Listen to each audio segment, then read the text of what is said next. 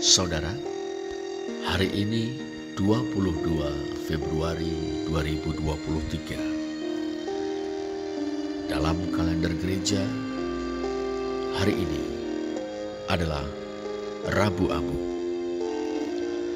Dengan Rabu Abu, kita mengawali masa Prapaskah atau pekan-pekan Prapaskah. Suatu kurun waktu yang di dalamnya kita bersiap untuk menyambut dan merayakan Paskah, kebangkitan Tuhan kita Yesus Kristus. Dalam Kejadian 3 ayat 19, Tuhan Allah berfirman kepada sang manusia, "Dengan berpeluh engkau akan mencari makananmu sampai engkau kembali lagi menjadi tanah, karena dari situlah engkau diambil. Sebab engkau debu dan engkau akan kembali menjadi debu." Dalam Yoel 2 ayat 13, sang nabi berseru kepada umat Allah bangsa Yehuda, "Koyakkanlah hatimu dan jangan pakaianmu. Berbaliklah kepada Tuhan Allahmu, sebab Ia pengasih dan penyayang, panjang sabar dan berlimpah kasih setia, dan Ia menyesal karena hukumannya." Saudara, penggunaan liturgis atas abu berasal dari masa Perjanjian Lama.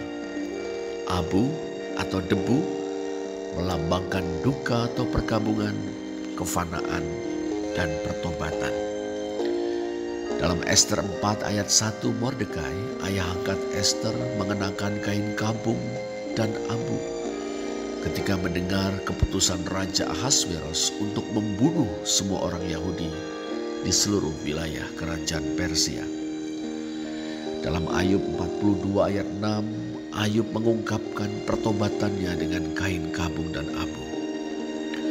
Merindukan pemulihan Yerusalem dalam Daniel 9 ayat 3, Daniel berkisah. Ia berdoa memohon kepada Allah sambil berpuasa dan mengenakan kain kabung serta abu. Dalam Matius 11 ayat 21, Tuhan Yesus merujuk pada abu. "Jika di Tirus dan di Sidon terjadi mukjizat-mukjizat yang telah terjadi di tengah-tengah kamu, sudah lama mereka bertobat dan berkabung." Dalam teks Yunani kita membaca ensako kaispodo bete noeisan, yang artinya bertobat dalam kain kabung dan abu. Di abad pertengahan, imam akan memberkati orang yang sedang menjelang ajal dengan air suci, seraya berkata, "Ingatlah bahwa saudara adalah debu dan saudara akan kembali menjadi debu." Gereja mengadaptasi penggunaan abu untuk menandai pertobatan di awal masa Prapaskah, yakni saat kita mengingat kefaanan kita dan berkabung atas dosa-dosa kita. Dalam liturgi Rabu Abu, saudara, kita menggunakan abu yang berasal dari daun palem yang dibakar, daun palem yang dibagikan pada Minggu Palem tahun sebelumnya.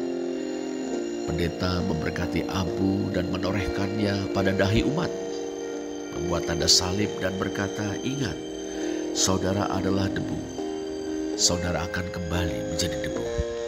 Atau, "Berpalinglah dari dosa dan setialah kepada Injil." Saat kita memulai masa Prapaskah, saudara, kita perlu mengingat makna abu yang telah kita terima. Kita berduka atau berkabung karena dosa-dosa kita dan bertobat dari dosa-dosa itu. Kita kembali kepada Tuhan yang menderita, mati, dan bangkit untuk keselamatan kita.